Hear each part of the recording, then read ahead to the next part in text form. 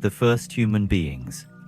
From the year AD 1934 back to the birth of the first two human beings is just 993,419 years.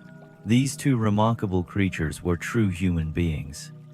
They possessed perfect human thumbs, as had many of their ancestors, while they had just as perfect feet as the present-day human races. They were walkers and runners, not climbers. The grasping function of the big toe was absent, completely absent. When danger drove them to the treetops, they climbed just like the humans of today would. They would climb up the trunk of a tree like a bear, and not as would a chimpanzee or a gorilla, swinging up by the branches.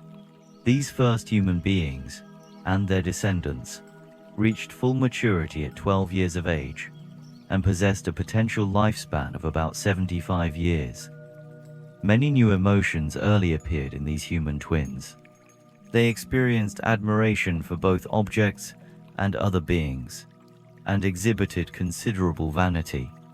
But the most remarkable advance in emotional development was the sudden appearance of a new group of really human feelings, the worshipful group, embracing awe, reverence, humility, and even a primitive form of gratitude.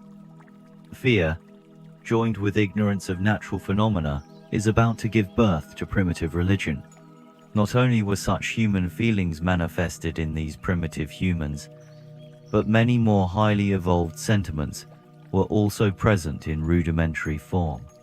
They were mildly cognizant of pity, shame, and reproach, and were acutely conscious of love, hate, and revenge, being also susceptible to marked feelings of jealousy. These first two humans, the twins, were a great trial to their primates' parents. They were so curious and adventurous that they nearly lost their lives on numerous occasions before they were 8 years old. As it was, they were rather well scarred up by the time they were 12. Very early they learned to engage in verbal communication. By the age often they had worked out an improved sign and word language of almost 100 ideas, and had greatly improved and expanded the crude communicative technique of their ancestors. But try as hard as they might, they were able to teach only a few of their new signs and symbols to their parents.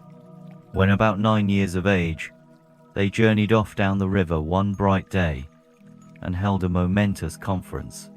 Every celestial intelligence stationed on Urantia, including myself, was present as an observer of the transactions of this noontide tryst.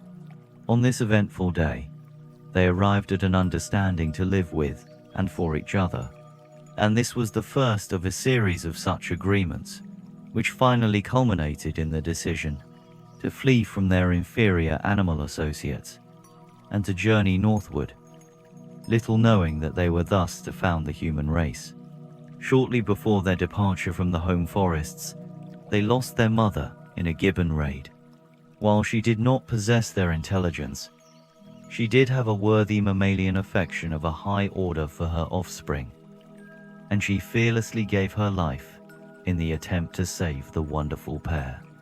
Nor was her sacrifice in vain, for she held off the enemy until the father arrived with reinforcements and put the invaders to rout. Soon after, this young couple forsook their associates to found the human race. Their primate's father became disconsolate. He was heartbroken. He refused to eat, even when food was brought to him by his other children. His brilliant offspring having been lost, life did not seem worth living among his ordinary fellows. So he wandered off into the forest, was set upon by hostile gibbons, and beaten to death.